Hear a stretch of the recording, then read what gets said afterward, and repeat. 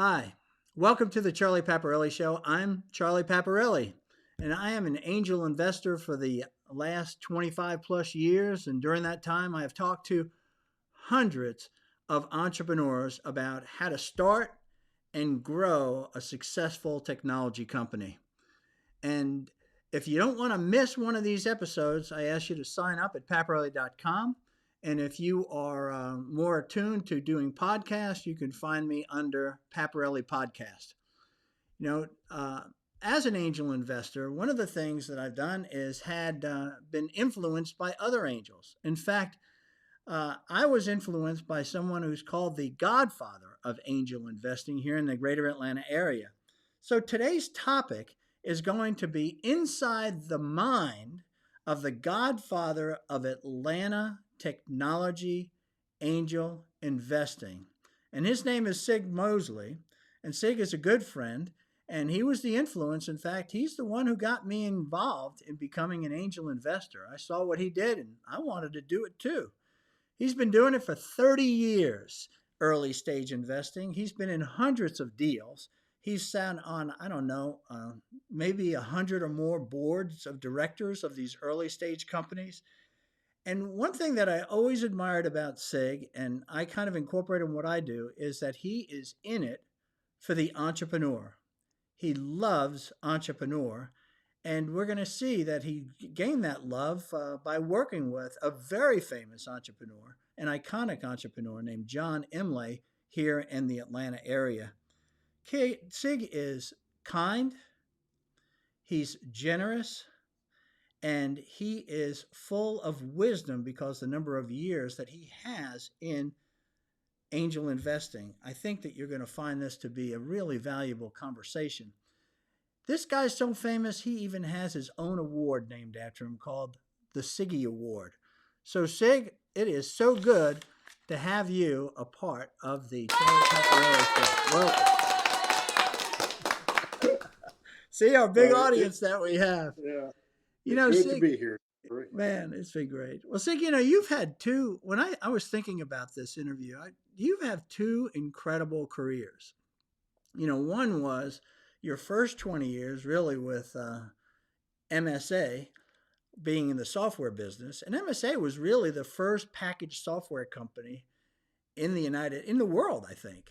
And then you moved into angel investing. So I just wanted to get started with by just talking about a little bit about the positions maybe that you held at MSA.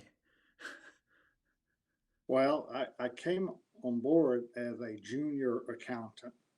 At that time, there were about 40 people in the accounting department.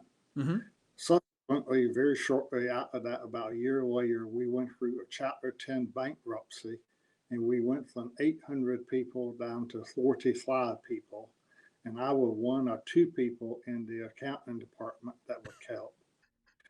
We stayed in bankruptcy about Wait a 8. second. I got a story. But go ahead. Did John Imlay come in by then? Yes, John was actually in the company when we went into bankruptcy. A little story about John, he actually was employed and terminated twice and then came back a third time. And that was all while I was there in that 1 year prior to bankruptcy. John once told me a story. I think I don't know if I asked him or he just told the story to a larger group. But whenever he's even on stage, you feel like you're sort of talking to him. We were talking to him one on one. I mean, he had that kind of charisma about him. But one of the things he said was, he said, I walked into the accounting department and there were all these people. And there was this one guy in the corner with his head down doing what appeared to be real work.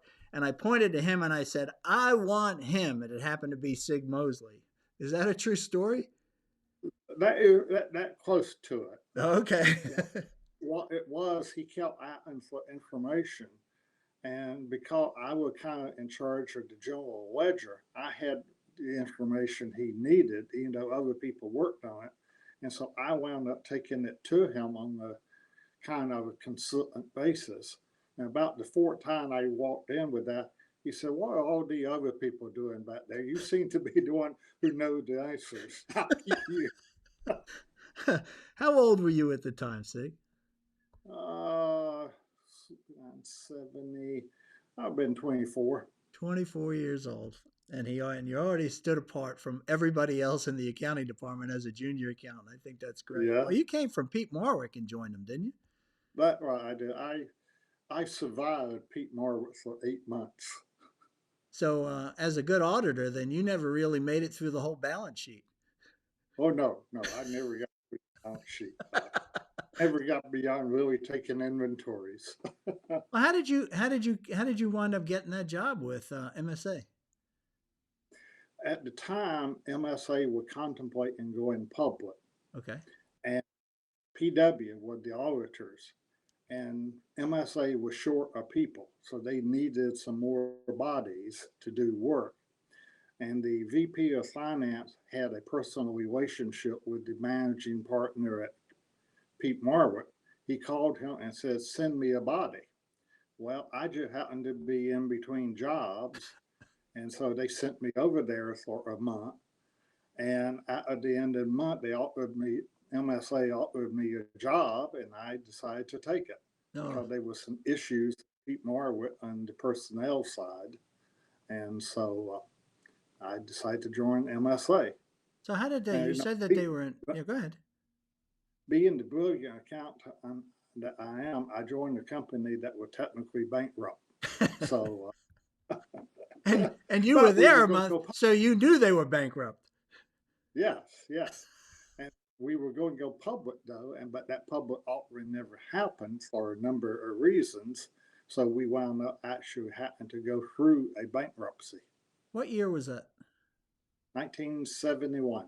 1971. You went through bankruptcy, and you Right. say the whole accounting department wound up being two people. Right. It was me and one clerk. Oh my gosh, how about that? So did you wind up being the CFO at that young age?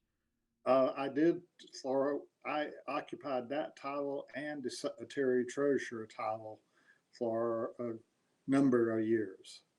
And What I a kept and we brought in some CLOs along the way because they were more than I could do. uh-huh. And so but ultimately I still had a lot of the responsibility of being secretary treasurer. How did you and John kind of steer this thing out of bankruptcy and get it back on firm financial footing? Well, MSA tried to be all things to all people. We were a management consulting company. We were a healthcare consulting company. We were a executive recruitment company. Uh, we even owned a kitchen cabinet company. We owned a data processing company. We owned a key punch company. I don't know how many people know what a key punch is, but we owned a key punch company. And we had tried to do all of that. And every time we opened an office in a city, we opened an office for all of those entities. Oh my gosh. And so we wound up, we wound up being able to borrow some money from the bank and the insurance company, and just say they didn't keep an eye on the ball. And so that money a lot of it went to waste. And we were trying to develop software. And rather than develop 3 or 4 software packages. At one point, I think we had 45 software packages we were developing. And so we just sent money like there was no tomorrow. So it was a bunch of smart guys from Georgia Tech who all had lots of good ideas and no strategy. It was just like, oh Right. yeah, well let's do that. Yes. That's really amazing. I see that. We see that so often in angel investing now, right? We do. And Yeah. well, I say, unfortunately, they were able to borrow money and to grow and do things and nobody was looking at the shop. Oh, funny thing, I was talking to Bill Leonard the other day, who's been an icon in commercial real estate in the technology sector here in Atlanta, and I told him I was going to be interviewing you. And Bill said, I said, yeah, and I talk a little bit about MSA. He goes, oh my gosh, I was with who? What was the bank that you had the money with, that you had borrowed the money from?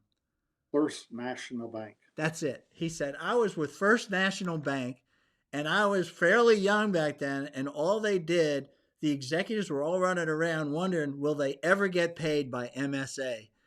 And I said, well, how big was the loan? He goes, I think it was a couple of $100,000, Well, I wish it had only been that much. It was Oh, he didn't actually remember right, huh?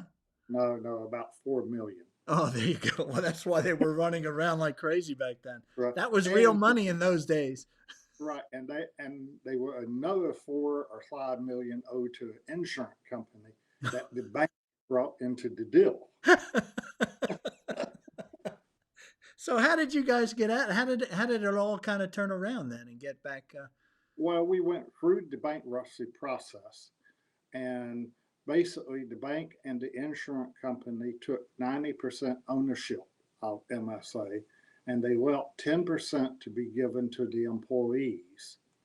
And as part of coming out of the bankruptcy with John as the CEO, we negotiated a deal where we met certain performance measure in a certain time. The bank allowed us to buy their equity for a set price. Oh, okay. And so when we came out of bankruptcy in 1972, we came out in August of 72. We had about 2 million in maintenance type revenue from the software packages that we had developed.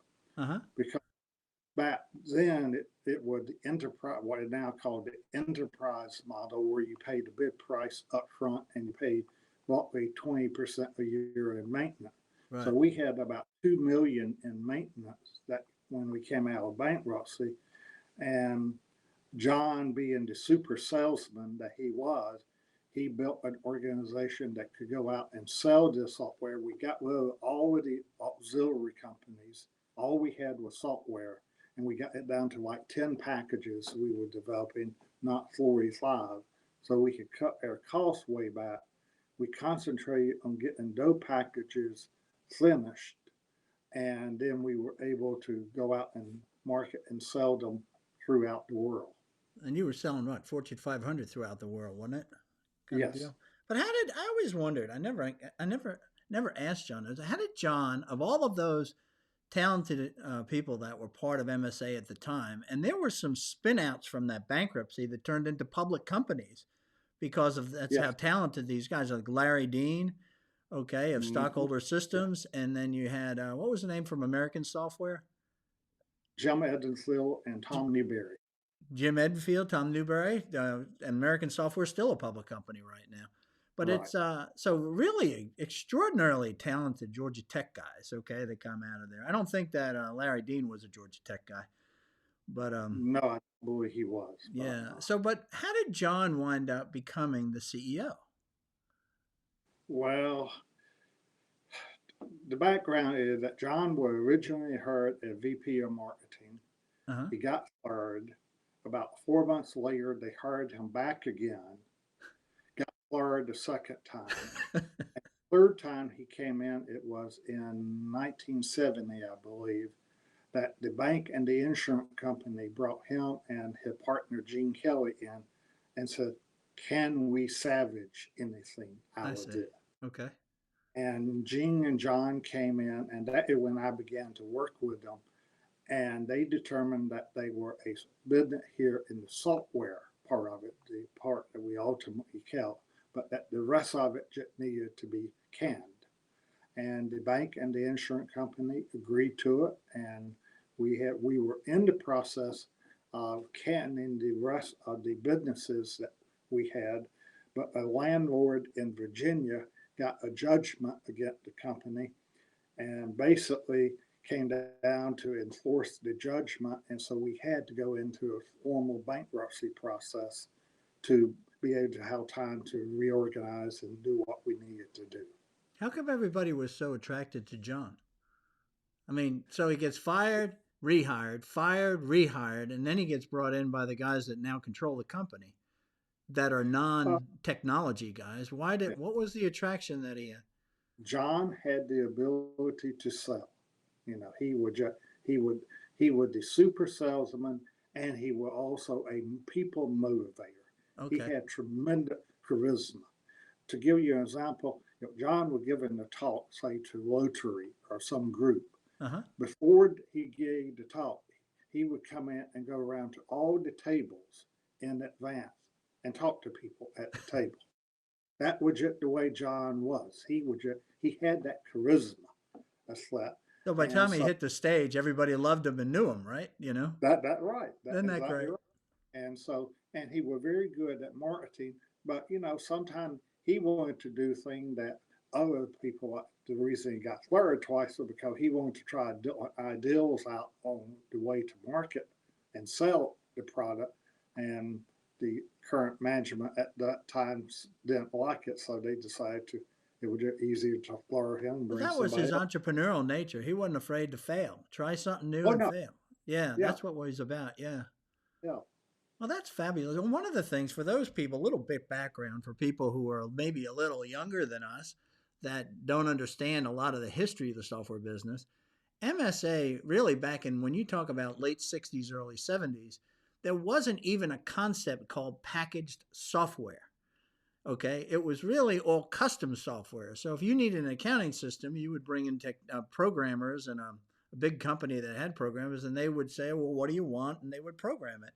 And so when you're talking about building software, eventually it became packaged software in this MSA 2.0. And MSA, by the way, stands for Management Science America. and it's and so you were really the first, one of the first, maybe one of two software companies in all of the world. Yeah, we were. And remember, one of the things that drove the market when we began was that the Justice Department had sued IBM to separate pricing on hardware versus software. I And forgot about that. Yeah. they had gotten that judgment. And so it was at that time that you could then begin to buy software separately because IBM had to separate the pricing Yeah, and that's where the delivery. term unbundling came from. That Yeah, right. there you go. And so it Okay. was unbundled. And so then packaged software began to make more sense. And the way MSA, if you go way back and think about how we began, we were doing the textile industries in the Carolinas. Uh-huh. Like we would go in and they would want a payroll system. Well, we would write a payroll system. Well, you go to the mess mill, they needed a payroll system. We would write a payroll system. Somebody, one of our brilliant Georgia Tech people said, well, why are we rewriting it every time? Write it once and just make minor mods. And that is how packaged software really began at MSA. And of course, IBM didn't have any of that. They just had an operating system and a computer. They weren't really writing software, were they? No, Application not software, I really. mean. Yeah, they didn't understand that. Right, I think they were really, you write your own software, find your own computer, write your own programmers, if you will. Yeah. right. But it was also more, it was complicated in that they had not unbundled the operating software. So there were issues there. Yeah, there you go. So how did you and John build this relationship? Because you guys, I mean, he trusted you. You admired him. I know that. You always speak so highly of him, as you're doing now. Okay. But what did you do? How did this relationship develop that John had such an amazing trust and faith in Sig Mosley? Well, when John came in the last time brought in by the bank and the insurance company, he brought in a partner by the name of Gene Kelly. Okay. And John was the front guy and Gene was the backroom guy. You didn't put Gene in front of people. No. Good old country boy from Monticello, Georgia. So Yeah, well, he's smart as a whip, though. I'll tell you that. he was. Yeah. But Gene and John and I just sort of wound up forming a little team. And Gene, I more or less took me under his wings because, as you mentioned, I was 24. Yeah. And so Gene took me under his wing, and he and I became the finance side of the business, whereas John and Bill Graves were on the operational side. Gene and I were the admin and So finance. he And became your mentor who he, developed you. that right, he did. And I learned a great deal from Gene. Was Gene a Gene would, CPA? no, Gene had an accounting degree. He was a jack of all trades, but a Okay. master of none. Uh huh. He knew nothing about a debit from a credit. But he could take a look at a balance sheet and in 2 minutes tell you where the trouble in the company probably Hmm. was. And so, and he held a number of patents. He had developed a couple of computer terminals. So he knew a lot about business. He had a little bit of legal background. And so I picked all of that up from him outside the technical part. Don't ask me to program anything or do anything like Well, that because that, how did this 20 years that you had with MSA, and it looked like, am I right? It was it about 20 years? yeah, I was there 21 years. 21 years. So you started at like 23 and you ended at 44? Uh, in 1990, yes. Okay, good. So how did that 20 years working in the software business, and there was there was going public, refinancing, General Atlantic coming in as private equity, eventual exit that you had. How did all of that help prepare you for angel investing? Well, it was all about knowing how businesses operate and knowing Okay. what kind of problem they can run into. And in addition, we made about 20 acquisitions and had probably a dozen, well, no, probably 10 divestitures during that time period. And I was involved in every one of those. We bought a company in South Africa. We bought a numerous company here in the U.S. So, We and bought even a international acquisitions as well as domestic. right, yes. In fact, we had one international acquisition that the international VP only paid 10 million for it. And the company was basically bankrupt, and we had to the corporate counsel and I had to just sit him down and tell him he would need to rethink his direction there. And we wound up buying for a couple of million. We still lost money on it, but Yeah. we didn't lose. But it was being involved in all of that. I was involved in international cash management, international insurance, international legal. I was involved, if I say, in acquisition. We bought a company up in Minnesota, and I traveled weekly up there for about 6 months. And they were just any number of things. We bought, well, I say about 20, 25 companies. And so being involved in that, you got to see the company, you got involved in due diligence, so you knew what you needed to look for. Yeah. And on far as, And I you saw learned what's enough. interesting, you also saw pre bankruptcy and that lack of focus being in, like you said, this conglomerate of businesses, what a mess it was, conglomeration of businesses, and that it caused the failure of the company. And then the Right. focus caused the success of the company. So I Yeah. mean Yeah. that's Yeah. a real great strategy lesson.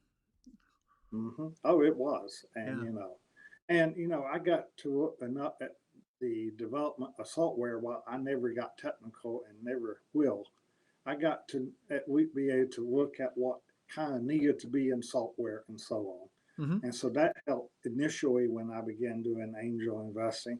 Because at that time, you were still, you know, mainframe software was still somewhat around, but we had not gotten into the PC and everything at that time, as far as really until 1990, and well, actually, when 1980 when we bought Petrie software, Right. I But one of the really things that you did see is you saw that there were a lot of you had a big development team. You yes, saw a lot of projects that worked. You saw a lot of projects that didn't work. Okay, oh yeah, so and you kind of learn I the saw ups and downs of development. You understand what a programmer or a project manager or a VP of development is making progression, making prognostications on when something's going to be done, and then the sales force is getting ready to sell it, and then of course it's not done, and you need revenue, but you can't get revenue to your ship, and oh my gosh, that was a lot of great lessons in all that. oh yeah, and you also I got to see what happened when you ship a product that's not ready to be shipped, and what customers will do and won't do. Uh, And and all during that time, we also had changes in revenue recognition and how accounting can drive contract negotiations and all of that. Because depending on how you write the contract, when you can recognize some revenue. It was interesting. I was talking a couple of weeks ago to somebody that you know really well and probably haven't talked to for 30 years. A guy named Jim Porter. Yeah, he and And I were on that committee together. that's what I was going to say. He told me he was, at that time, the organization was called ADAPSO. And you Yeah, guys were working on the FASB. What was it? What it turned out to be for revenue 80, recognition on software? What right, number was it? right. I think it was 101. FASB 101. That's the Financial Accounting Standards Board 101. And ADAPSO stood for Associated Data Processing Service Organizations. That's Yeah. when people like ADP were sort of the leading technology companies in the United States. Whoa, wow, that's Uh, bringing back some memories here. So, what happened that ended sort of the MSA run for you? And was it? I'm saying Jack Kelly. It's not right. What's Kelly's name? Gene Kelly. Gene Kelly. You, Gene Kelly, and John Imlay. How did that sort of end so that you became this sort of spinoff, eventually called Imlay Investments? Well, in the late 80s, it was becoming obvious that with the PC and everything and with distributed processing and all, the software that we had out there were going to need to be rewritten because you Mm-hmm. just couldn't simply port it from one type to another. We had been able to get by with that early on, but as it became more sophisticated, it was obvious that we were going to have to rewrite. Yeah, And we that were was moving from mainframes into networks and client server at the time. Yeah, right. which was the And forerunner to the internet. Yeah. right. And basically, it was going to take tens of millions of dollars Oh, to okay. do that. Well, our number one competitor was a company called McCormick and Dodge, who were owned by Dun and Bradstreet. Well, they were going to have the same issue. They were going to have to rewrite theirs. Well, the chairman of Dun and Bradstreet knew and were a good friend of John's. And so he decided that they should acquire MSA and combine the two companies and only had to rewrite software once. Uh, That's interesting. and And the so, and the two companies had two, if I remember, two distinct, um, what I call value systems, if you will, right? well, yeah, Like we M were and a D wasn't MSA, MID more technology centric, and you were more sales centric, right? right. That is right. And they hated Cultures is us, the and word I was we hated, looking for, not values. Cultures is what I was asking. right. And they hated us, and we hated them. Yeah. And it was a major rivalry. Uh, in fact, they at their conventions, where they had an award that went to the salesman who sold the most against an MSA salesman. And they actually had a mask of John Imlay that they would hold up and boo in the sale conferences. They hated us so bad. Uh, and I won't necessarily say, well, we did, but we weren't a lot better. So, and so the acquisition took some time because unfortunately in September of '89, the guy who would negotiate in the deal died out of a heart attack on a train in New York. And so that brought the negotiation to a halt for several Wow. months. And then about early November, we were beginning to rekindle the talks. And one way or the other, and I won't say how, the word got out that we were talking to combine. Well, when you are a public company, you had to address rumors. Mm-hmm. And both D&B and MSA were public.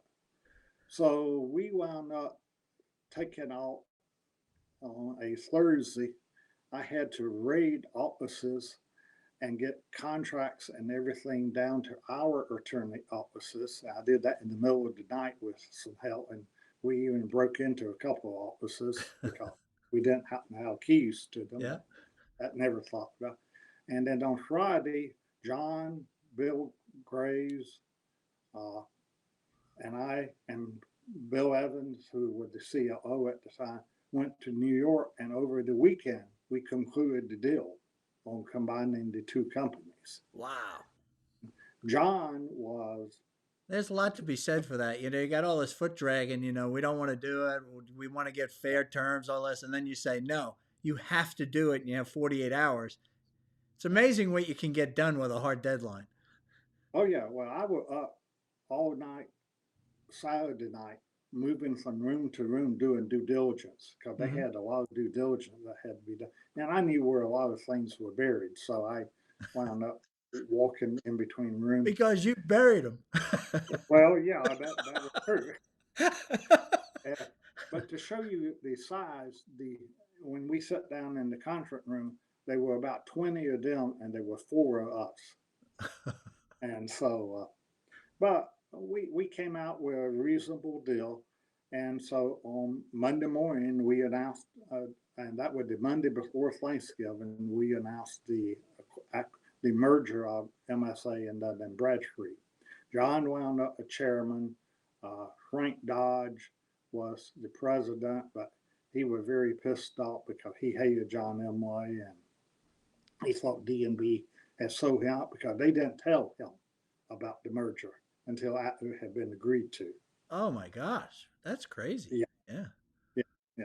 So anyway, so that happened, and as part of that, even though I got an employment agreement because I did bury so many things, uh, about 2 months into the deal, we closed in January 4, I believe we Hmm. closed on the deal. And John came to me about 2 months later and said, Sig, you can sit here for 2 years and draw your paycheck and have no authority to do anything and then do something else.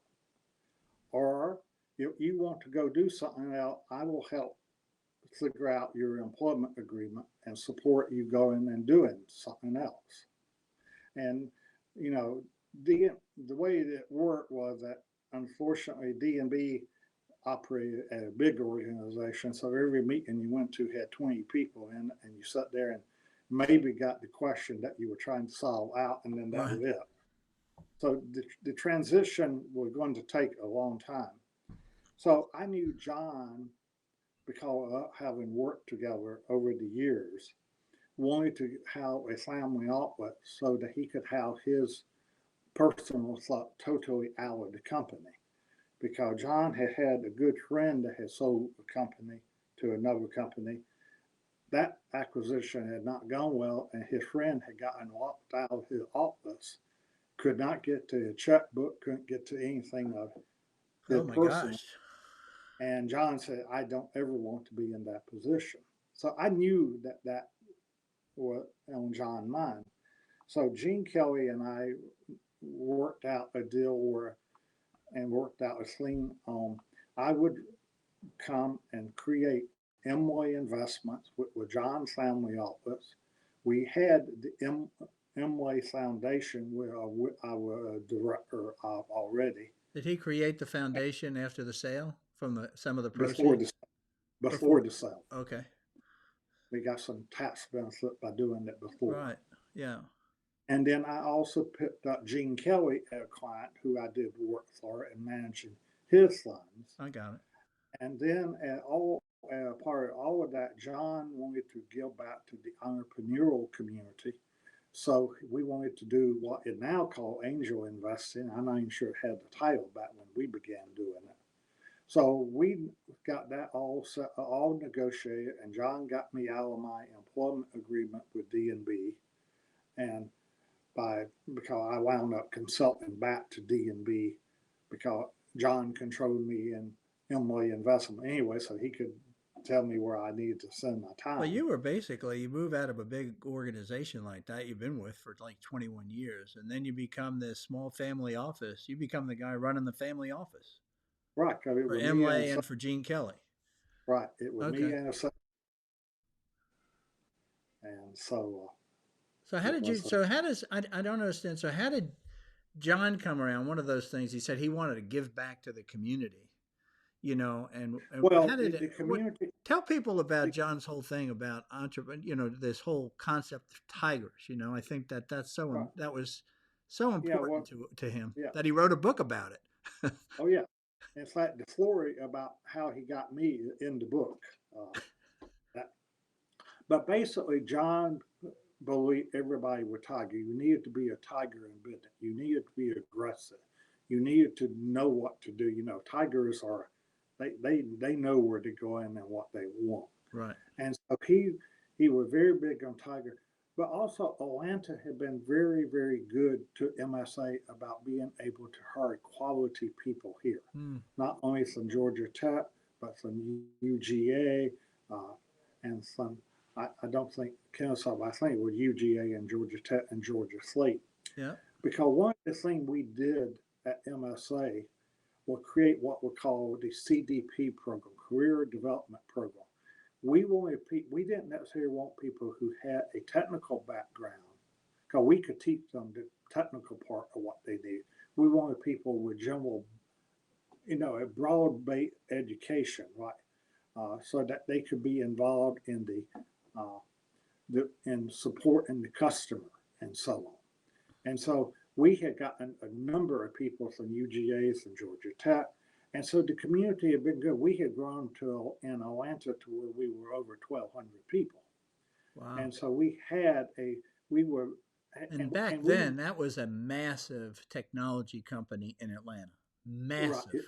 it was. Yeah. And we sort of became a training ground for other companies, whether or not we wanted to be or not, and that we did such a good job of training people. Other companies were taking them, and we continually went through people, but we did a great job of training people.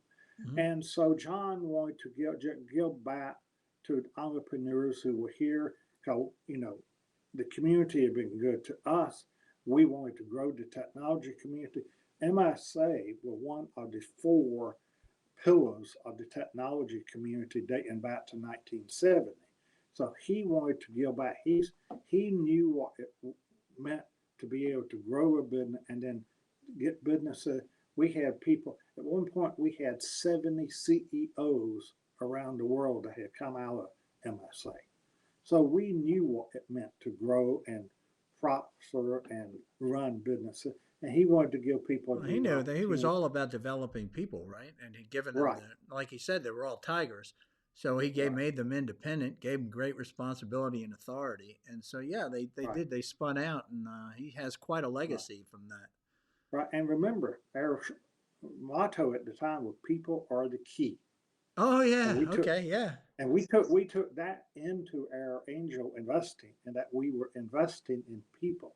Uh huh. Yes, we invested in companies, but we were also, while it was important that the company had a good market, What was it? it was also, Give me the inside story on the starting of Imlay Investments. So you and John talking about this. I can picture you two talking about it in his office there.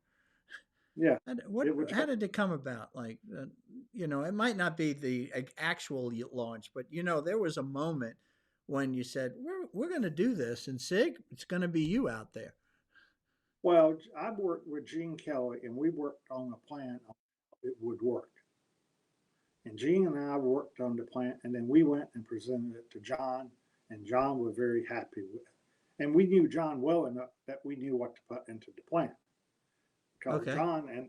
You know, John and I had been managing Well, you some bought of John. into that plan. I mean, was that something that you were Yeah. excited about? Because it was Oh, something yeah. you hadn't done before.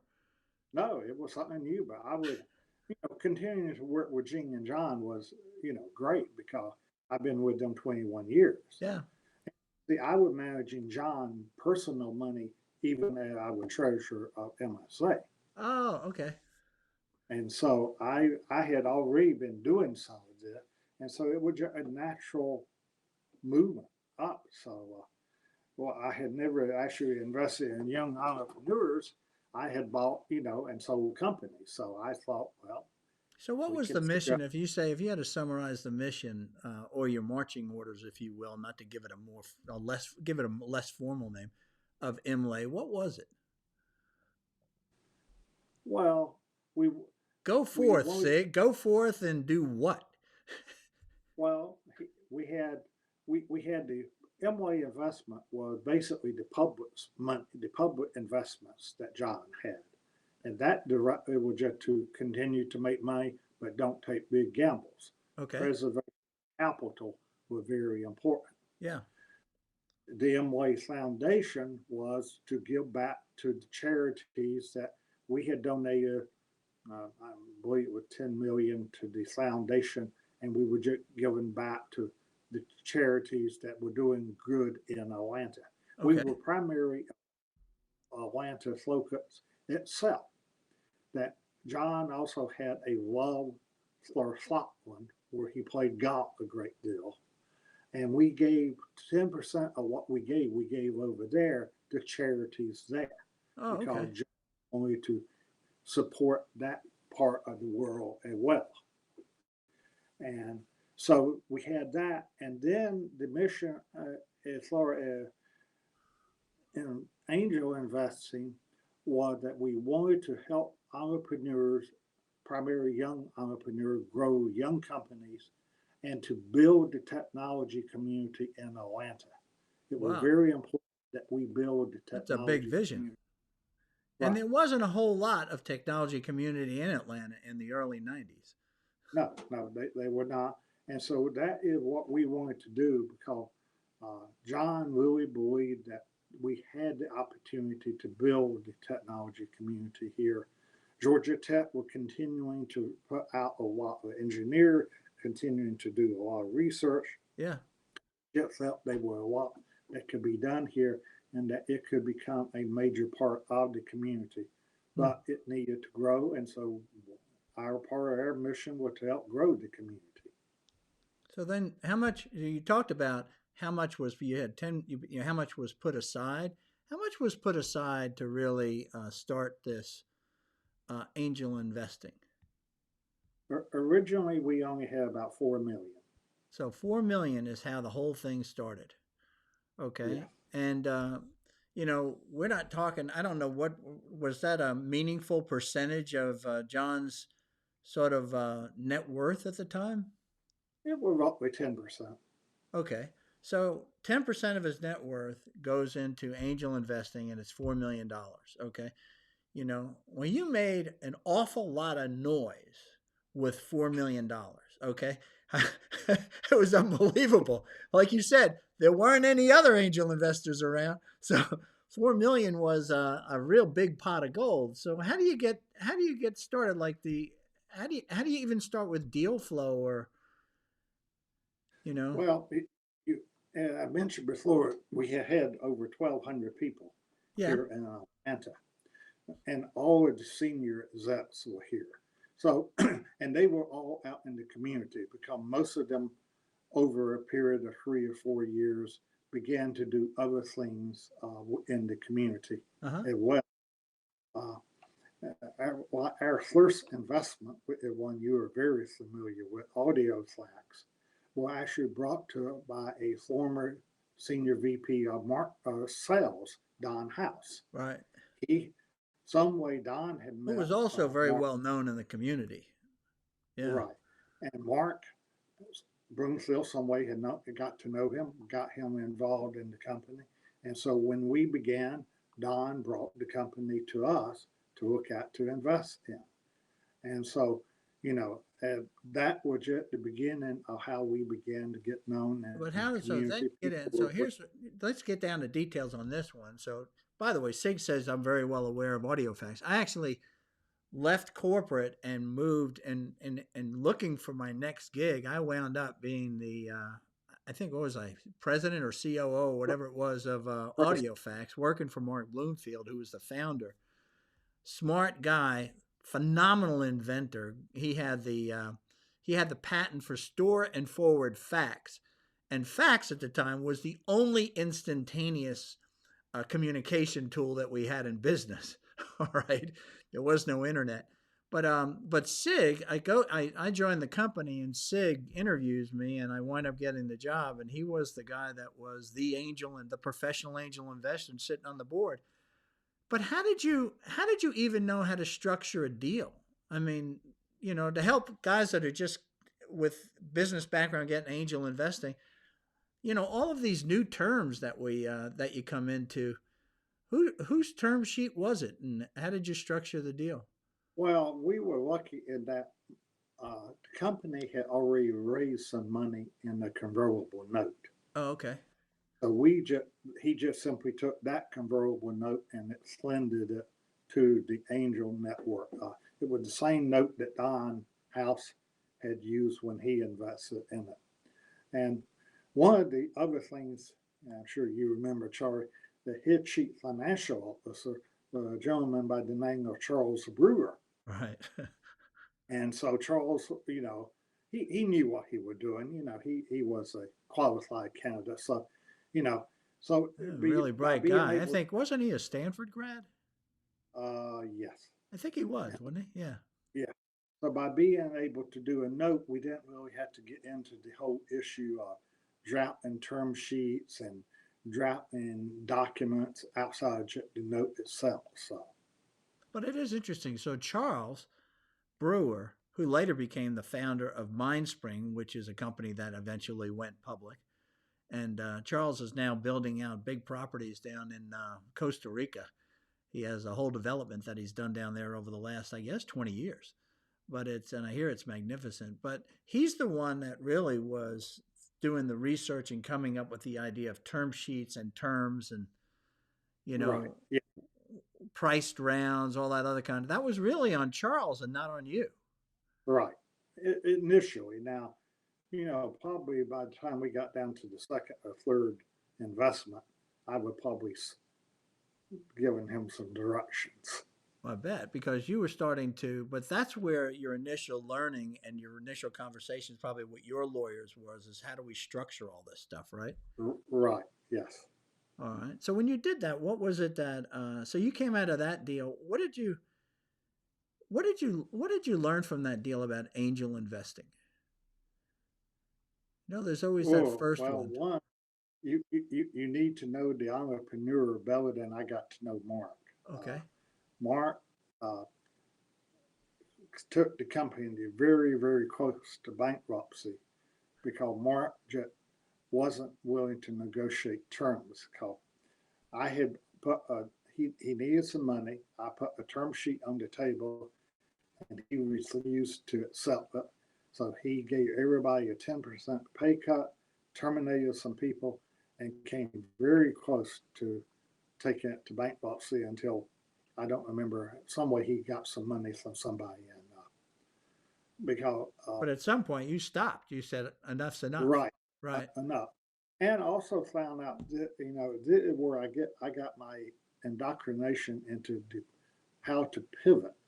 If you remember, Audio Slap tried about 5 different things I know. on how to get the company to the market. I think Well, I was good for about three of them, and then I right, finally but I moved on. Right. right, but obviously Mark couldn't read the market because every time he pivoted, we didn't do any better. Yeah. As you know, you were there, so we kept pivoting. That company pivoted 5 times, and in the end, we never did make an operating business out of Right.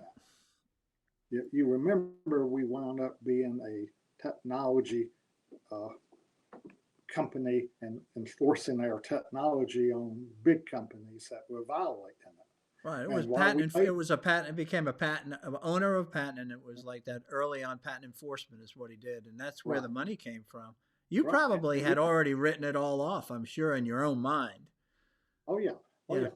yeah. Uh, but we wound up making, I believe it was 4 times our money on that deal, but it was all through the patent infringement enforcement. So it was just, and that's not the way you want to build a business. So, Yeah, so but I think there is that, something to be said there too, though, Sig, is that if you do have an entrepreneur who this is what he does, even though it's not the way you wanted him to do it or I wanted him to do it, he never gave up on it.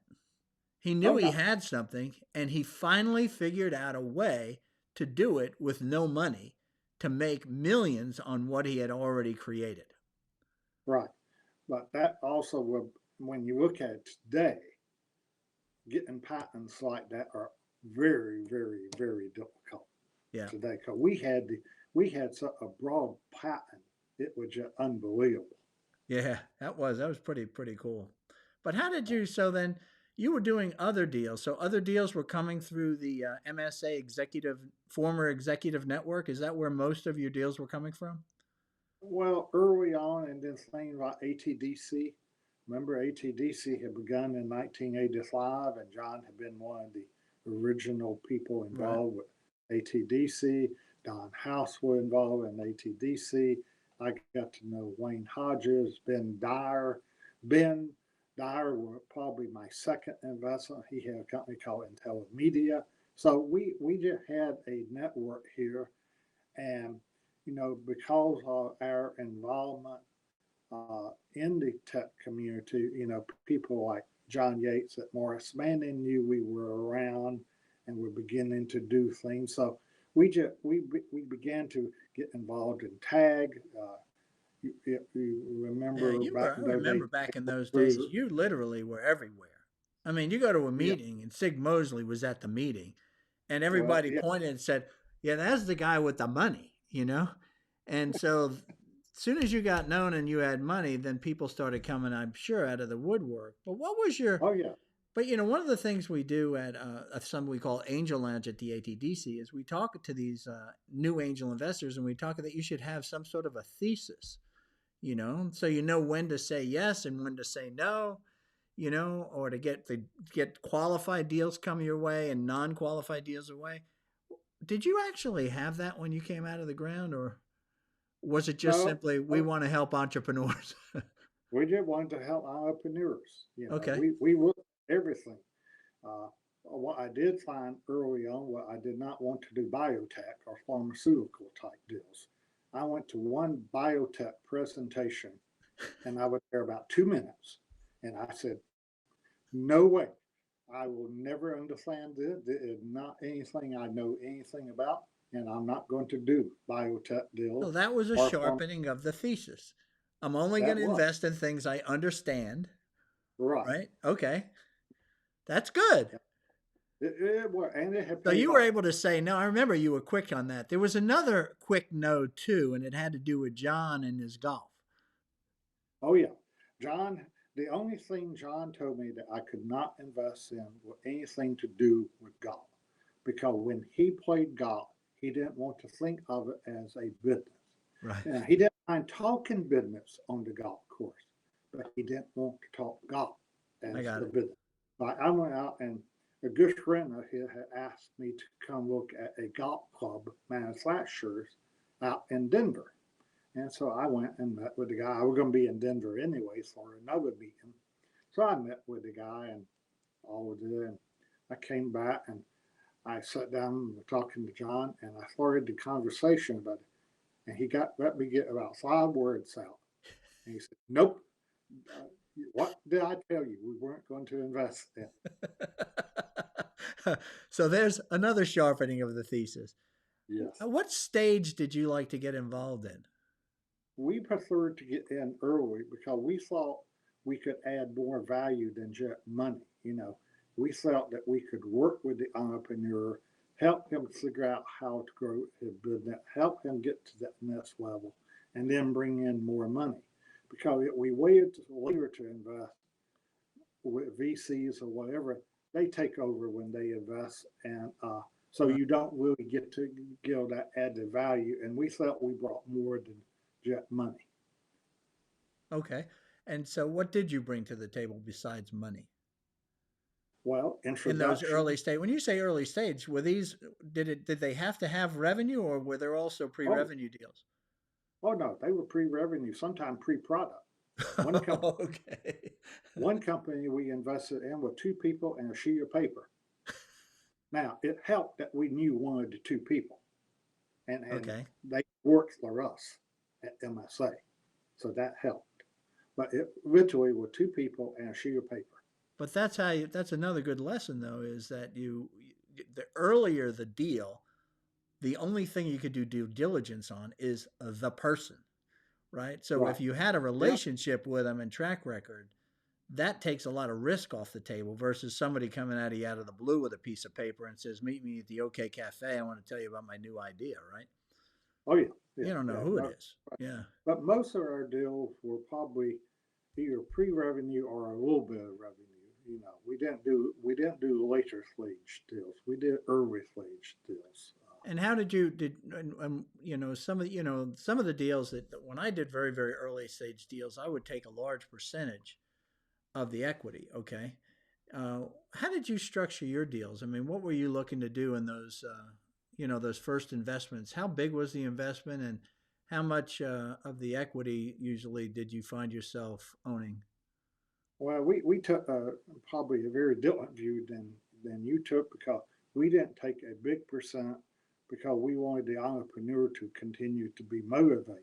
Yep. In fact, one of the early lessons, probably in '94, probably '94, that I had learned was that we wanted to develop a term sheet that was friendly to VCs only as it applied to the types of terms, not to the value of the term. Because we had found that if you put terms into a deal like we were doing early on, or could have done early on, then the VCs came along and said, we don't like that deal. It got to be restructured and all of this. And Yeah, some because of the we cap looked table and the terms were just too difficult for them to fit you into their right. model, right? And Yeah. so we began to write term sheets that copied the VC term sheet, but they would still reasonable terms toward the entrepreneur. We always tried to think of the entrepreneur. Because one of the biggest thing is that investors, angel investors particularly, think they need big ownership position, but they don't think about what it is doing to the entrepreneur as he raises more money. Because Right. basically, uh, and we see it even when I got into Mosley Ventures, we did a deal in Miami where the Miami Angels had done a deal and we wanted to get in on, and their deal was horrible.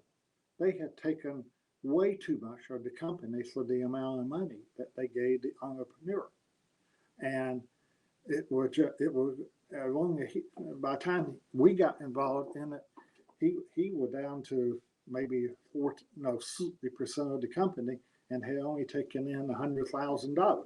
Oh, I see what you're And, saying. Yeah. and so you had to look at that and we But you got involved with deals differently than I did, different types of deals. One of the things I looked for deals right, that, for say a half a million to $1 million, that was the entire financing that would go on for the life of the company. And you were saying, I only want to invest in things that are going to be very big companies right, and at we're that going to have potential. You would say no to no, the deals I got involved in, okay, because they were not going to be of the size that was going to be of interest to you or worth your time, in effect. Okay. right, and you were service oriented and I was product oriented, Correct. Yeah. Right. and so that was part of it. So But you would make right, a decision and say, is this a deal that at some point in time would be interesting to venture capitalists, to that oh yeah, professional money? Yeah. And yeah, that's a thesis item too. That's a qualifier that you had. right. Yeah. Right. Yeah. It yeah. Every deal I did, I looked for a additional investment coming in. And how big was And those? And how much would you put in those deals? This is I'm talking about these early stages. So this would be early to mid '90s. How much would you initially put in? anywhere from 100,000 up to a million. Okay. It depended on what kind of money he was raising and what kind of how where he was. Did he have an MVP? Not an MVP? Okay. Did he have market proof? And what kind of team did he have? A one-person organization? Well, I'm not sure. No, I did do one or two one-person organizations. Normally, I require two people because I Did you have. reserve money for follow-on rounds? Yes, I actually reserved 2 to 3 times the initial amount.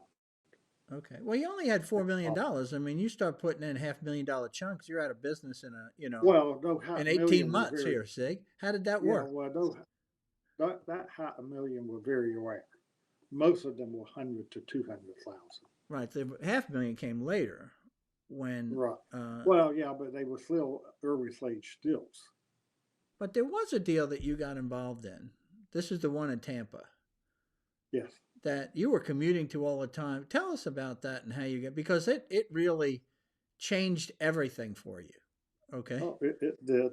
Company was called Tradex. And the way we met Tradex was met, well, John met a guy from Tampa at the DNB board meeting. The guy has sold his company to DNB as well. And so both John and uh, Jack Murray, were reporting to the DNB board.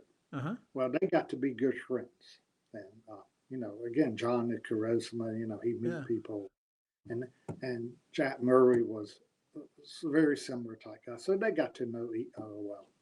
And Jack mentioned that they were a company in Tampa that were getting ready to raise money, and it was a software company. And he thought John should look at it. Well, John told me about it. And I said, okay. So I went down and met the team, saw the software, didn't like the business model. They wanted to run a marketplace between on computer parts. There were people who buy and sell computer parts. Yeah, and this was very early on. This is internet companies trying to create marketplaces, and there wasn't right. a lot of that going This, on. I mean, that was it was new models 1990, at the time. right, 95, and the profit margin was like 2 to 3%. Wow. That was, and I said, no, no, no, I didn't like that model. Yeah. But I liked their software, and I worked with them to work a plan where they would license their software to people who wanted to run marketplaces. Oh, okay. We became a software licensing company, and we actually put a million in that company in the beginning. We raised a million from a Japanese investor at the same time, and that company, it took off. It did well. The entrepreneur was wanting to run business, and so I got to be good friends with him and work with him, and we raised three additional. How frequently were you down in Tampa to help him? We in the beginning we did monthly board meetings, and I Okay. went to Tampa for board meetings. Okay. And that continued, and we were in that deal 4 years, and I think I was down there the first 3 years almost every month. Okay. And Daniel and I got a very good relationship, even as we raised additional rounds from VCs. Daniel managed to keep me on the board because normally the angel investor gets thrown off the board once you begin bringing VCs in, but he managed to keep me on the board. And so I was sitting there with people like Bob DeVoe, Mark George, Steve Jurgensen, UPS even invested in that one. Wow, and so there's some big names there. yeah, we had some big names in that deal. And is this how you started learning, started meeting sort of the VC community? Was it through that deal? No, actually, it was more through the ISS deal, Internet Security Systems. Which happened prior to that? Yeah, that happened in 94. Okay. No, happened at the same time because 96 to 98, that's right. Because Sigma Partner, Greylock Venture, AT&T Ventures, and somebody else in the ISS deal, and I got to know them through that deal. Yep, I see. So that's when you started getting your hands into the network expanded to this professional money, these VCs.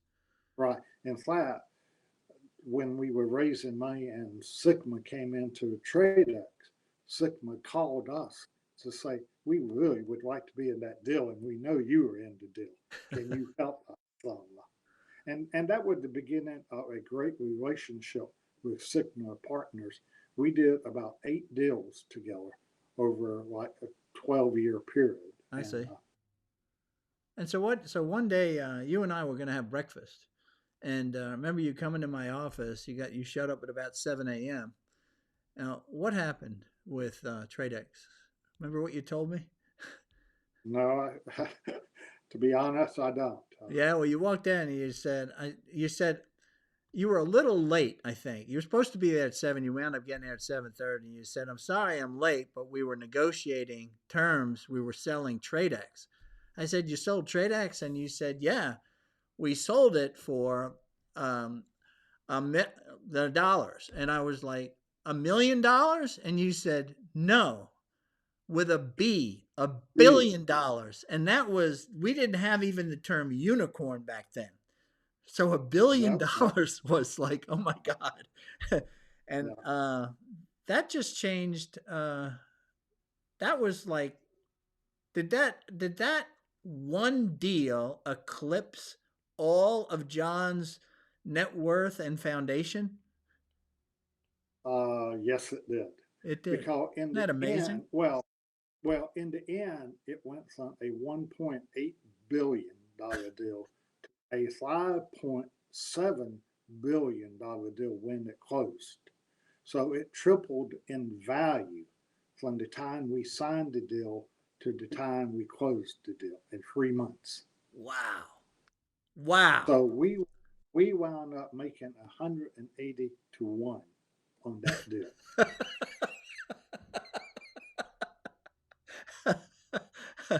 And what happened when you told John what went down? What did Well, John say? John doesn't John doesn't get interested in too many of the ventures deals that we did. There was one other one he did, but did one when I told him initially, I told you the 1.8, he just kind of sat there.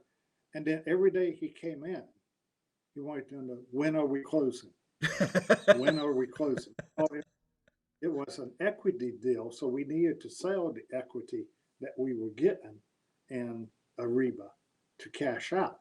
Yeah. And so John just went, when are we closing? When are we closing? And as the size of the deal continued to grow, he went, what is it today? And going up, and every morning he come in wanting to know, when are we closing? And so we closed that deal on March 4 of 2000. That's amazing. March 4th of 2000? Yes, The market tanked on like March 20th of 2000, didn't it? that's right. It did. Our timing was wonderful. And you got out. Well, we got out. We probably got about 80% of our money out. That's amazing. That's just amazing. That's a testament to Yeah, you and your discipline. Good for you, Sig.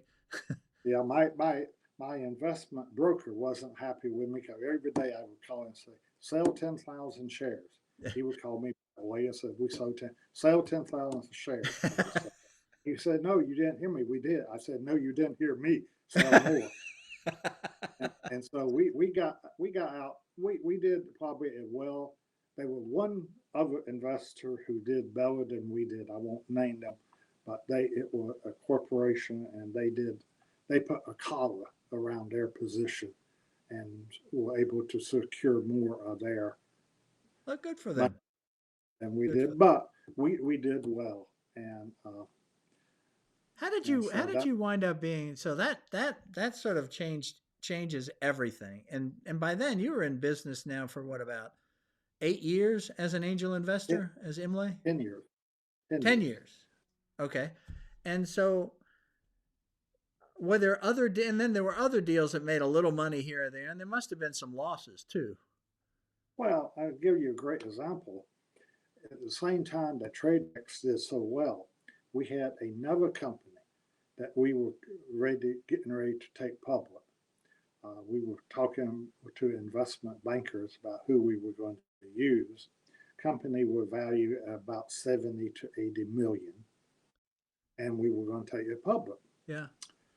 It was internet advertising model. Okay. Well, when the bubble crashed, internet advertising crashed. Mm. That company went from being worth 70 to 80 to worth zero Wow. in about 6 months. Wow. Wow. And so you just you have to be prepared for all things. Yeah, I think in that was in that .com time. It was just Right.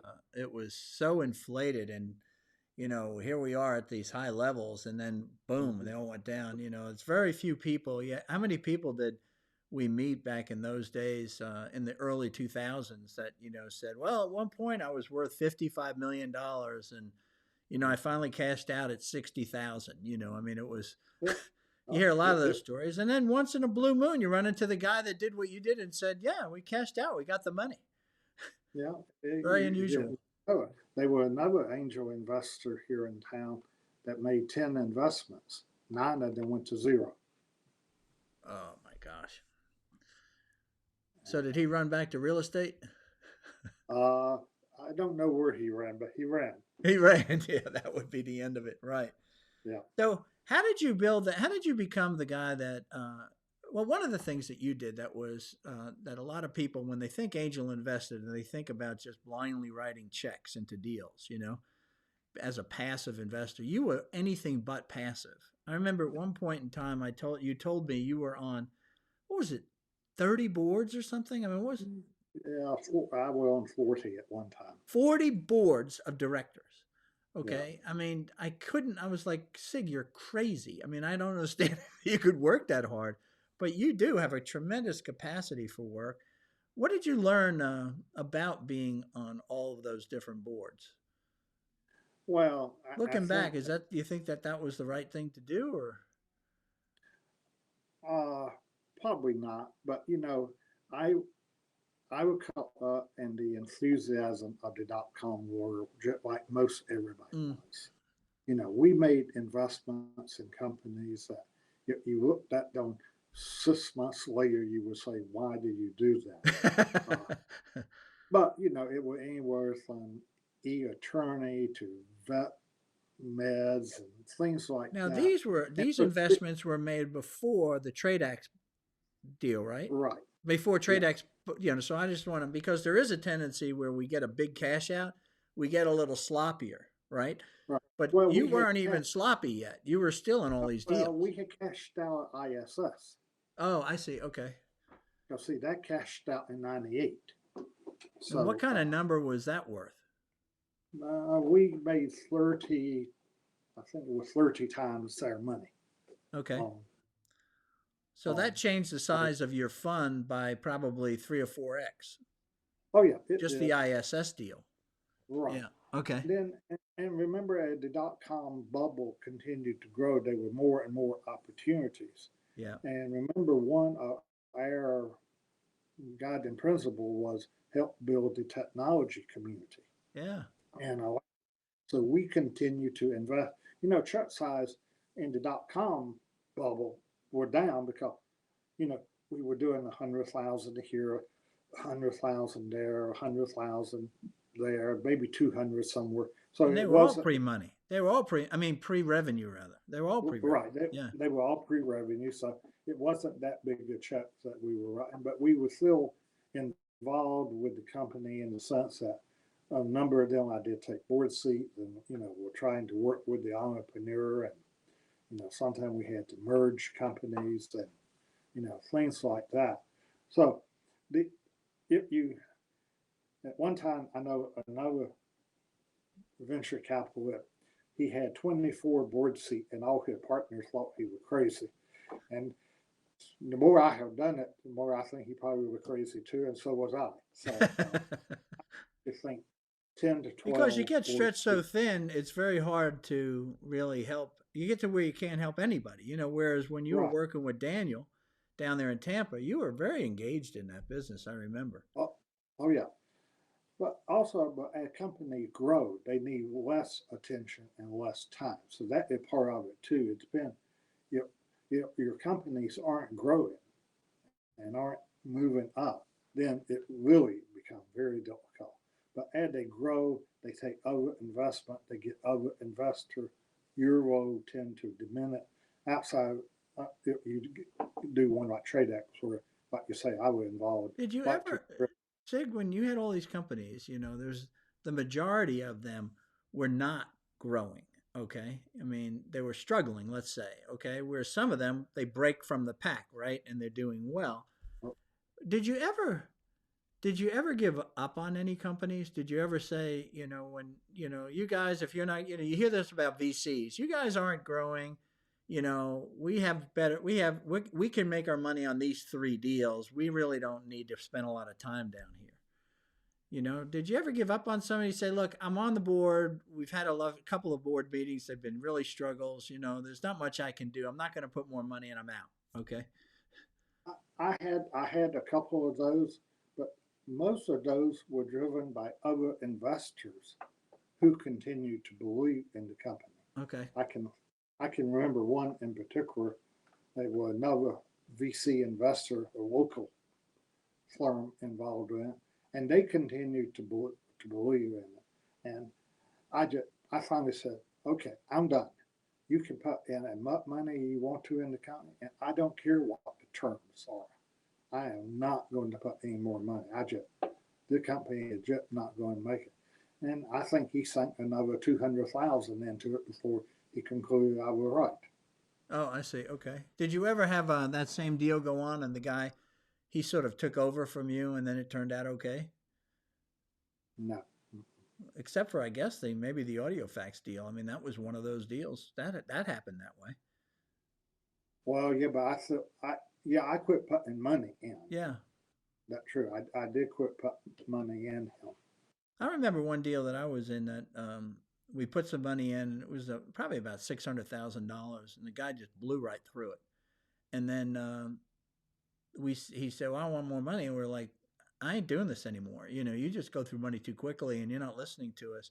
We pulled out. 3 years later, that guy had built a company that had a value of like $10 million, and the way he did it is he cut his salary to zero. He put his IRA into it. His wife was in the business, and he really got good at managing his money and got sharpened on his focus. And then everything started to work. The things he should have done when he had money, so he had to do it with no money, and then Right. eventually he had to Yeah. raise some more money, but he counted us out because he was pissed at us, kind of thing. Yeah. But Well, Mark did uh, audio facts. yeah, it's tough. It was You, tough, you know, right?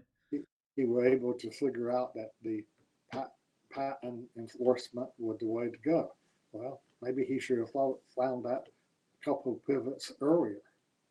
Exactly, right. But what you do, I remember with Mark, he was a really unique cat. I have not met an entrepreneur quite like him in that it took me about 2 years to get over my experience with Mark because if it wasn't a $1 billion opportunity, it just wasn't worth his time. And he had convinced me it wasn't worth my time. And then finally I had to go like, no, no, no. If I own like a reasonable percentage of a company that sells for 20 million. That's good. It's it's okay. I don't have to be a Wall Street Journal type of fame. I could be back cover of or the 56th page of the Atlanta Business Chronicle. And I'd be happy, Right. or not making Well, it at all. right. Well, we talked about Mark. One of the things you asked me about what I learned, Mark apparently had had some experiences with VCs prior to audio facts, Oh, I and didn't know and that. yeah, and had not been good. He Oh, had been okay. burned by some, where it was VCs or private investors, I'm not sure. But Okay. apparently he had been burned in a prior business. And I think that is something that I learned and that you really have to find out more about what had happened to them in the past and how they have conceived. So how did they work with outside investors in effect, or other outside experts, if you will? Right, Huh, yeah. So you need to be a little more cognizant of that. And, I got it. and to a certain degree, angel investor, when you are invested in a company and you bring in new investors into that company, you need to be aware of how they're going to operate as well. I had one company where we were raising, we had raised the C round, and C round people were in line with the A and the B. Then we had to raise the D round, and turn those people wanted to sell out very quickly. And so it cost the rest of it money because we didn't bring in the right kind of investors in the D round because we brought in people while they were willing to put money in, they also had a earlier agenda on getting out than the rest of it would have had.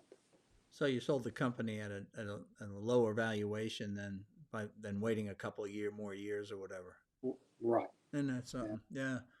And then and there's yet also we, personalities involved with other angel investors too, right? oh yes, Yeah. yes, I have I have had to throw one angel investor off the board Great.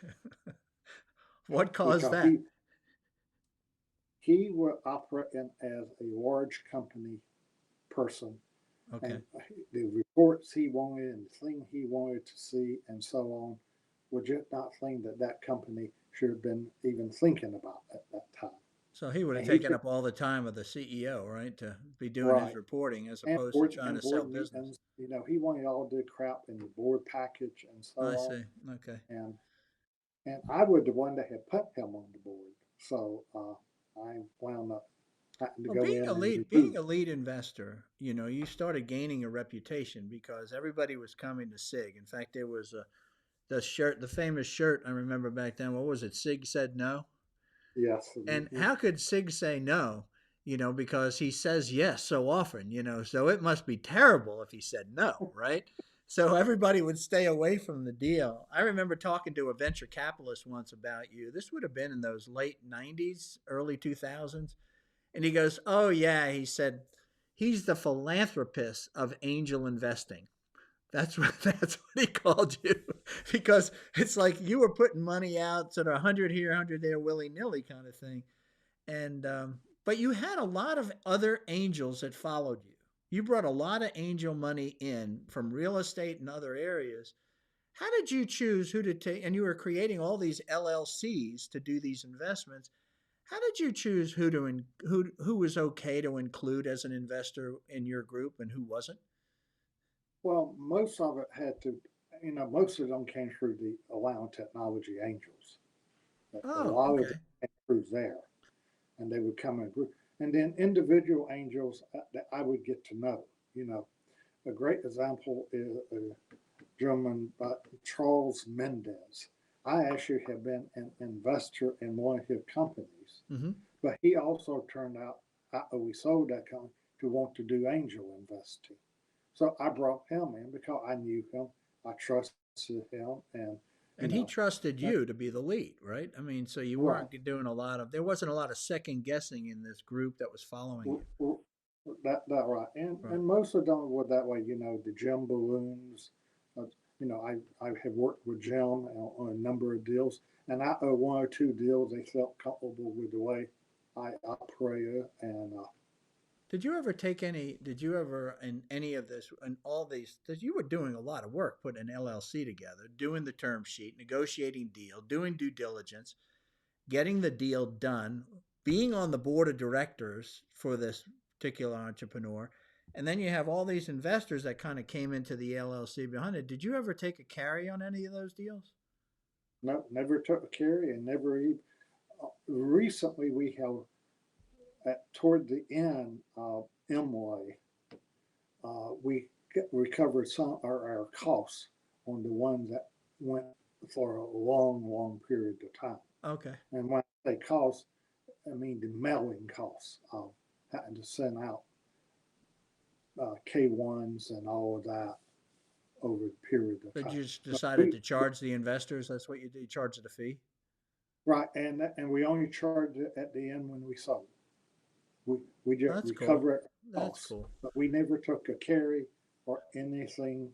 And because I viewed that as part of, I wanted co-investors in deals with it. I wanted other people around the That's table who could write checks. Well, my cost of getting them was what it cost me, you know.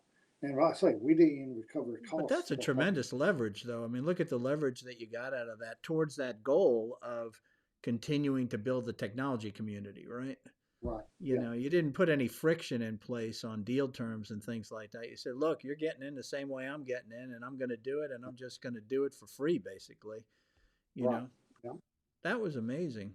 That was amazing. So how do you come to the end of something like this? I remember when you told me, you said, in August, I think it was August of was it August 8 or 9 that you said, we're going to stop investing as Imlay Investments? I can't remember what Well, year it was. we announced it in February Of what that year? we were going to 2010 that we 2010. were Okay.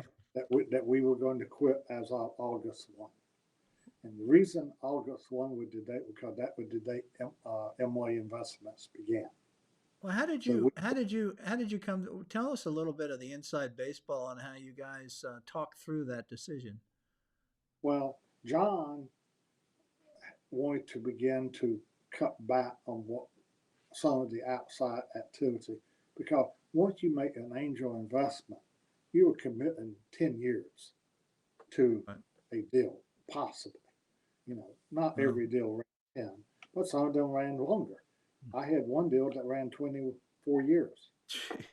And so, you know, everybody thinks 3 years and you're out, and yeah, everybody and, knows that's been in this game. You've got to think 10 years. Yeah. right. So, John, at, in 2010, he knew had been at 20 years. He felt that he had done enough for the community as far as angel investing, and he wanted to begin to consolidate down some of his assets. So, early in that year, well, and he also wanted to force me to kind of slow down somewhat because Oh, so he was actually looking out for you too. right, because Okay. you remember in '07, I had open heart surgery. And so, Oh, yeah. John, he had been worried about how much I was working since my surgery anyway. And so he said we should cut back. And so as of August 1 of 2010, we announced we cut back. Melanie, I believe that, I don't remember exactly when we promoted Melanie to president and I moved up to vice chairman. He was trying to get me to show down and he wanted to have my replacement in hand. And we Yeah. didn't want to lose Melanie. So we made that decision to do that. And so as of August 1, we Well, how quit come doing. How come it wasn't like, well, Sig's going to be vice chair now? Melanie's going to take this. She's a young lady. She's going to take this for the next 10 years. How come it was, we're just not going to be investing anymore? Well, it was more of Melanie background wasn't in she worked on She didn't have the several 20 years at deals with me. MSA, It wasn't her right? primary. That's what I mean. She Right. didn't have the requisite Yes. background that you had, being growing up in the software business, right? That was the thing. Right. Isn't Yeah. that it? Yeah. And so, That's and I say, John was wanting to begin to consolidate assets too, and felt that we didn't. He felt we had given to the community a great deal. So when you started, how many other angel investors did you know about back in 1990? none. And when you finished in 2000, August 2010? Oh, they were well in 10 because we went up and down. You remember the dot Yeah, com bubble? right. Yeah. Right before the bubble, they were hundreds of angels, Yep. and right after the bubble, that number came back down to under 100. And so, but they are probably 100 or so out there when I quit. Right. And they were real angels. These are people who were putting They were money into real angels, deals. Yeah. right?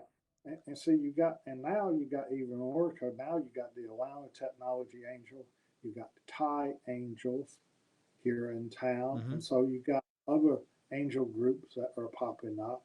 You got the Ritz group, and you got a group that Barry Etra is running. Can't remember the name. Karetsu. Yeah. Right, The right, Karetsu correct. Forum. So, Yeah. so you have a lot more groups out there now than we have had in the past. Because Like you said remember, when you started, nobody knew what an angel was, you don't think. And now, angel is a term that everybody knows what it is. right? Yes, Isn't that something? it is. So then when you did that, didn't do any new investments, you still had a large portfolio. Yeah, we had about 40 companies, Yeah. and we continue to support those companies. Uh, Oh, you do Even follow today, on rounds and those kind of things. I right? see. Even Yeah. today, we still have some of those Yeah. in, in the portfolio. Is Melanie still working those? Melanie or I, we Okay. call That's some great. of them. Some of them were the ones that I was on the board of, and I helped it continue. And she had several that she did. So So here's John trying to tell you in 2007 you had this open heart surgery, one very serious life-threatening surgery. You come back, you work in like Sig works because Sig doesn't know how else to work, right? yeah. Slow the thing down, ended on 2010, August 1st, 2010. This is what my life's going to be. And then Sig Mosley goes, no, I think I'm going to start a venture capital fund. Where did that come from? Well, for about Because two I'm sure years, that wasn't John Imlay saying, you know, Sig, you should end this and start a VC fund.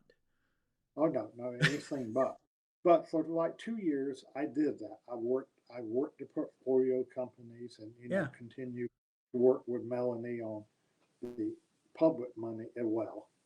And I'm still on the board of the Imlay Foundation and so on. Mm-hmm. But about 2 years, I missed being involved with the entrepreneur. I missed the energy, the enthusiasm. I missed knowing what was going on in the community. And so, and we were still being, I won't say hounded, but asked about, won't you do any new investments and all of this.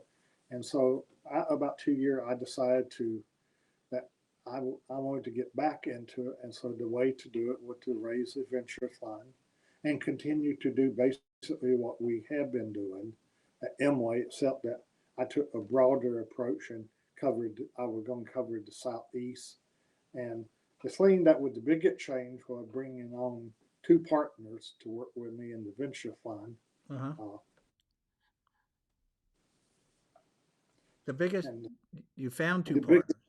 right, yeah, I added two partners. See, I had never had a partner, I in know.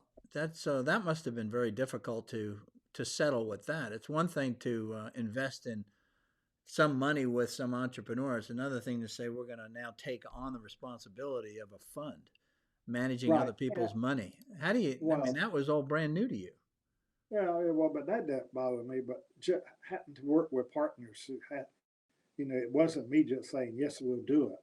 You know, I was used to being able to just write the check and hand the guy the money and So what did you negotiate the learn? deal. What did you learn about being?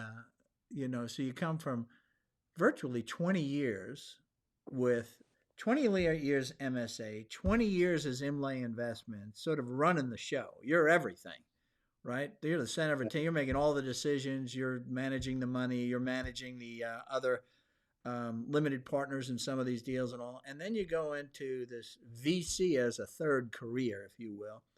What did you learn about, now that you've been in this for the last, what's it now been? 6 years, 8 years? 8 years. 8 years. Okay. So what did you learn from being a VC? I mean, we learned a lot, and you told us your lessons from being an angel. Raising money to start the VC fund was much more challenging than I ever anticipated that it would be. Uh, So you and thought it then, was going to be easy? yeah, I knew it would take a year, but it took two Oh, okay. to raise the money. And when I say getting used to having partners that you have to, not that we have disagreement, but just that I can't sit here and talk to an entrepreneur and say, yeah, I'll invest in you and here are the terms. You have to go through and get your two partners to sign up because we early on we decided that it had to be a unanimous decision Right. that we all three had to agree on the So you deal. go from being an authoritarian to being a committee. Right. And Yeah. that to me was the biggest challenge of just adapting to that. It had worked out well. What We about the talked. difference between answering to John and then answering to all the limited partners in a venture capital firm? Well, limited partners, for the most part, are not that bad. You may have one or two that give you trouble, but Okay. most of them don't. Most of them don't just want to see a return. You know, Yeah, right. and they don't want to be involved. Just like John didn't want to be involved, I see. Okay. and so that I haven't really found that to be a problem. Now we had primarily individuals as our LPs. We didn't have institutions, so I don't know how they might be. Oh, you didn't. Oh, you had individuals, not institutions. Okay. Right. Institutions, I would think, are going to be a little bit. Um, they're going to be asking for a much more structure, right, with regard to Yeah. reporting and everything else. Right. Well, I have two institutions, and neither one of them have given me any trouble. So, but I Okay, knew good. them both. I knew them both for a long time ahead of time. So, Has the fund worked out well so far? Is it looking good? yeah, okay. It just COVID did not help any. It Mm, probably set back most of the company 1 to 2 years, and so that has that it made it challenging to see when we're going to have some exits that I thought we would have before now, and we haven't. I see. Okay. And and the things have changed that now you are doing more convertible notes in rounds because companies aren't making the progress they need to make. So rather than doing a price round, you're doing a convertible. Well, when you do a convertible, you get no markup on your values. Right. And I'm still carrying some of the companies at values of 4 years ago. Oh, And I yet they see. have made significant progress, but not enough progress to raise a price around. Well, you So, do. So but you wind up, you're in a situation too. We're getting a little older, right? So, you sit here and you say, is there a fund two? Is there a fund three? Do you yeah, have new partners coming in to do that kind of work? right. We have made the decision not to do a fund two, Okay. but I have now taken on two additional roles. One with Zane Venture Fund. I am a venture partner with Zane. Okay. And one is Silicon Road Ventures, where I am an advisor to the fund. Oh, good. Okay. Yeah, well, that's a good man, with Sid Mukherjee. Yeah, he's good. He's a good Right. man. Yeah. Yeah. Quality. Yeah. He's quality leader. Yeah. That's good. I don't know I really Zane. think he is. So I have chosen to stay involved, but just not managing my own fund. I think Because is to raise a fund two would make a commitment of 10 to 12 years, right. basically full time. And, and I'm a little older than you are, Charlie. Yeah. And so I decided that I did not want to commit another 10 to 12 years of my Well, that life. was a big decision for you because I Yeah, know it was. you love what you're doing. Was there a point in time, I look at my own career as far as an angel investor, was there a point in time, everything's sort of a bell-shaped curve, if you will, right? Meaning that you kind of start out and you really don't know what you're doing. Like you talked about the audio facts and all that. You had Charles Brewer doing the deal terms because you didn't even know how to do the deal terms for some of these things. And then you Right. kind of wind up, after a few years, you get to this prime time. And then you wind up coming to the other end of that bell shaped curve. Is that applied? Do bell shaped curves like that as far as an angel's um, effectiveness or in his career? Is there such a thing as that where you were a better investor, say 10 years ago or 20 years ago than you are today? Well, they probably are, but I'm not sure how the bell is shaped. I think that maybe a wider bell than Okay. it used to be.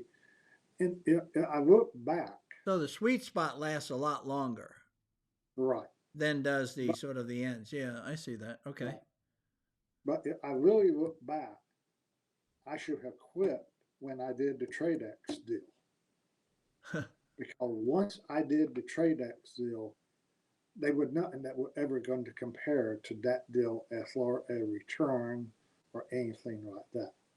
You know, the odds of hitting another 180 to 1 return were just, Right.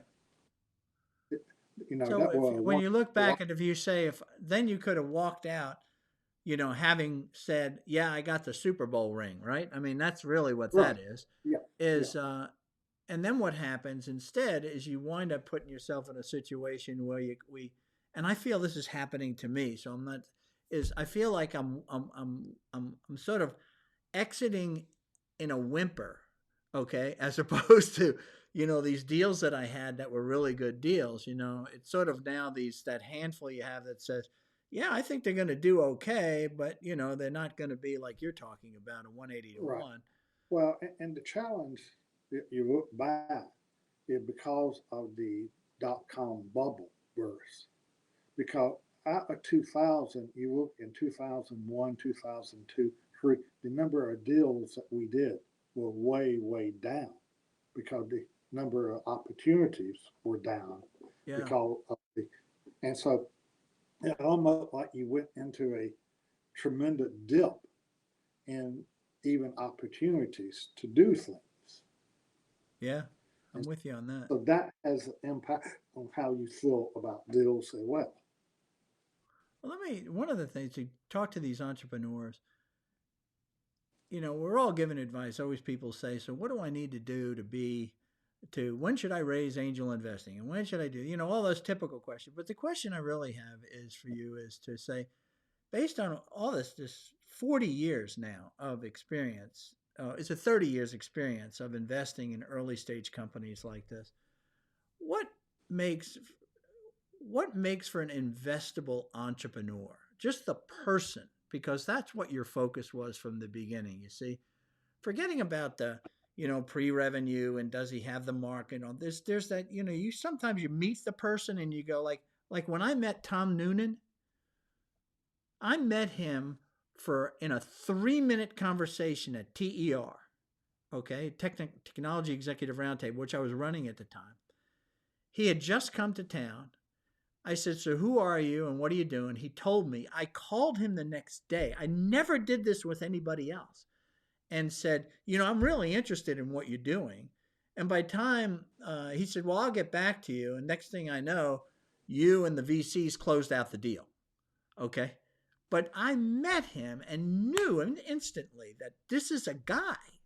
I didn't even know what a security software was. Okay. So but Yeah. so what is it that you see in entrepreneurs that you say, man, if you have these characteristics or whatever, then you're probably going to be somebody people are going to be interested in. Yeah.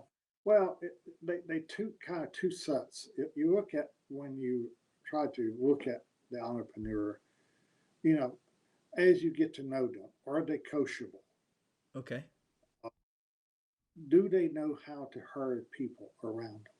You can an entrepreneur can be a great entrepreneur, but he can't bring in a array of players around him. He's I got have to be a had magnet for sort of leaders like that, right? right. Yeah. He really does.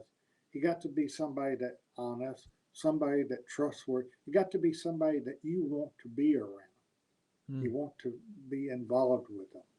Uh, one A of the John things I Imlay like to type, do, right? That kind of thing, right? right? Yeah. Yeah.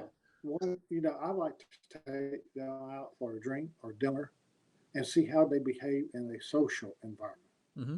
Because if you don't behave the same in the social environment as you do at work, then that says something right there. How are they and their spouse or whoever they have, are they all bought into this?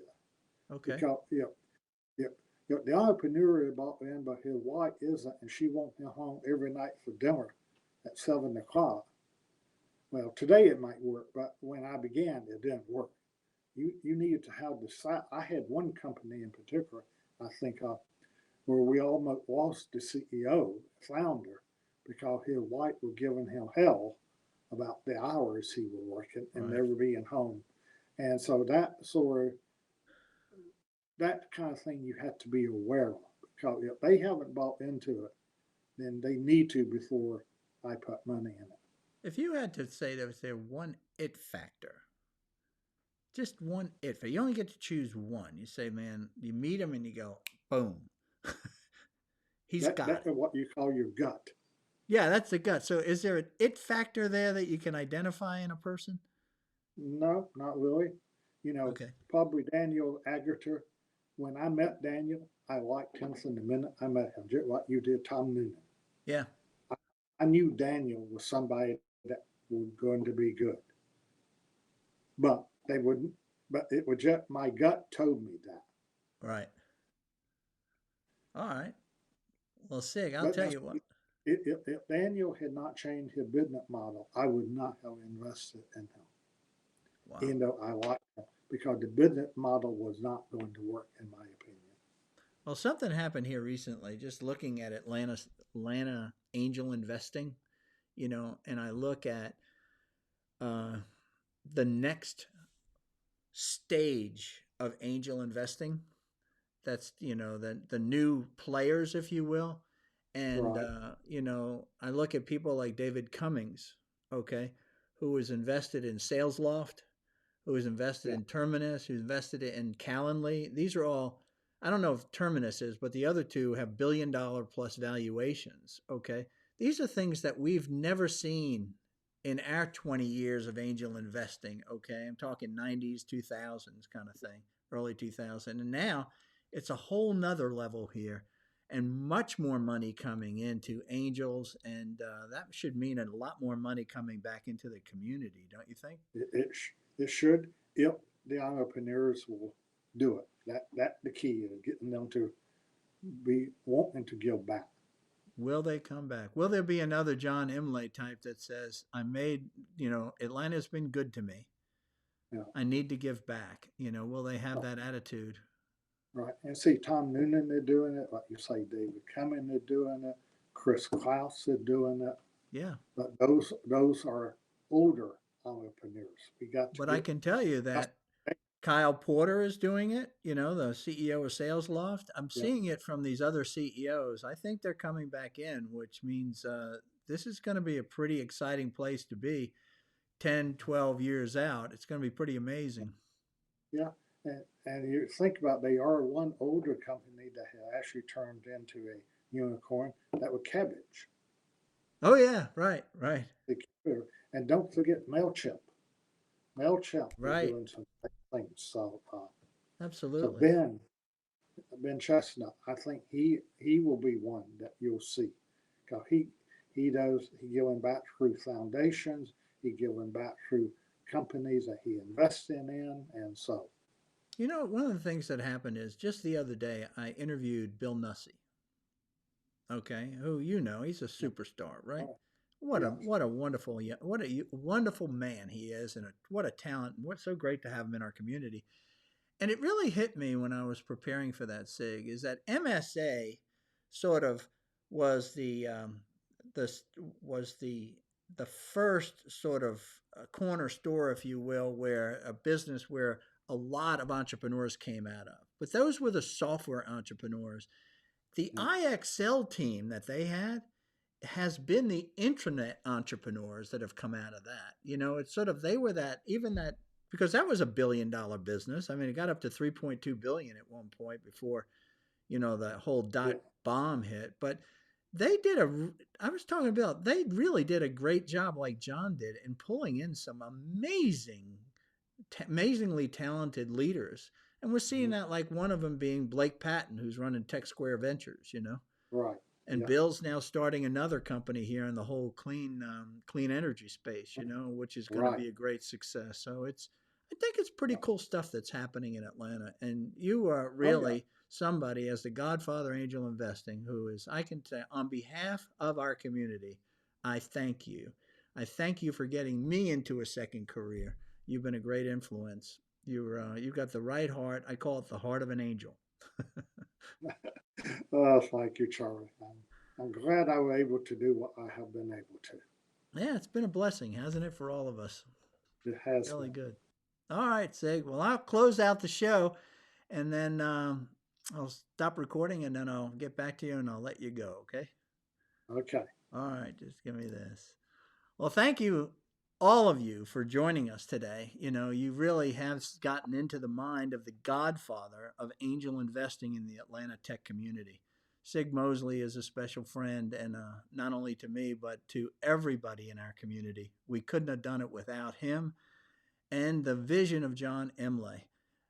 It's just been great. So please don't miss an episode. Subscribe at paparelli.com and look forward to seeing you at the next one, because together as entrepreneurs, we're more successful. Take care.